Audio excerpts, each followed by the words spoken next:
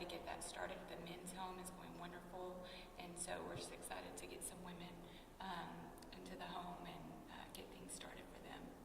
A lot of my family members as well, so not only have I been through it myself, but my husband has been through it, so I've dealt with addiction head on, and I've also dealt with it with another person and seeing them having to go through it and their lives transformed.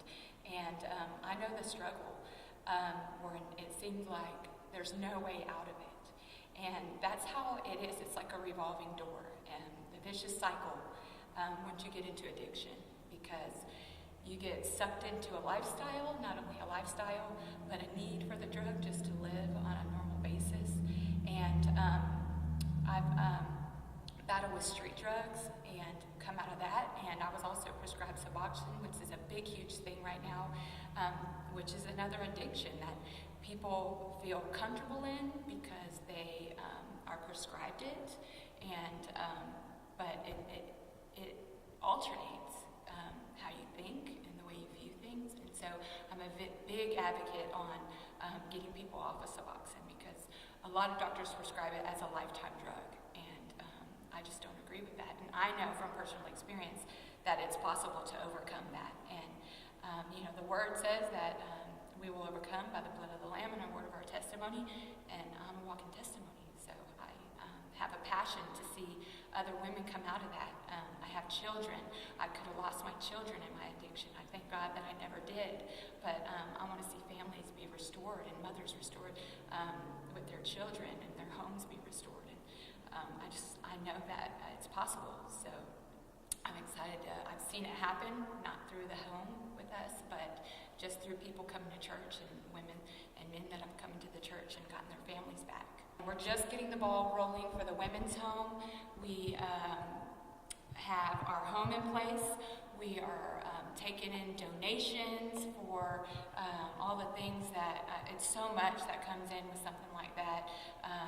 You need to get beds, you have to get silverware, dishes, all the needs that anybody would have. We need a van that we're looking towards getting, because to shuttle women to appointments, to church, to any work, anything that they need to go to. So right now we're getting all those things together and in place, and it happened really quickly for the men's home, and we're believing that it's going to happen for the women's home as well. So once we have all that in place, we can open that up and start having, we know that we already have some prospects for women that want to come in, so we know once the doors are open and everything's in place that we won't have a problem helping women to get in. They can expect me to be understanding, to want the best for them and their future, to take on their concerns and have a one-on-one relationship with them. And I'm not going to be the only person, I'm the director, but we have other women in the church that want to help and are involved with helping these women grow. We love our community, we love the people in our community, and we want to see just ARAB grow and overcome the epidemic of addiction. You need time, because it takes a long time to really get in and understand why we do the things we do, why I'm choosing to use drugs. What is it in me that feels like I have to have that to live normally? So a year-long program is what we're shooting for, and it's going to be different stages, and we'll deal with things as they come up. So they'll be working.